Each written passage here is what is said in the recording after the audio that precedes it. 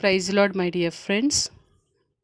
ఈ రాత్రికాల సమయంలో యేసు ప్రభు మనకిస్తున్న వాగ్దానము యెహోషువ గ్రంథము 3వ అధ్యాయము 5వ వచనము.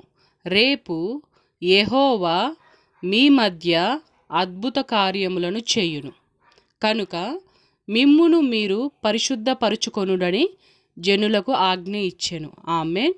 యేసు ప్రభు మనతో చెప్తున్నారు, సిస్టర్స్ అండ్ బ్రదర్స్, రేపటి దినమున జరుగుతున్న స్తుతి ధూపం ఫస్ట్ ఇయర్ యానివర్సరీలో ఎవరైతే అటెండ్ అవుతున్నారో వారందరి జీవితంలో నేను అద్భుత కార్యములను చేస్తున్నాను కనుక రేపు అటెండ్ అవుతున్న మీరందరూ మిమ్మల్ని మీరు పరిశుద్ధపరచుకోనండి.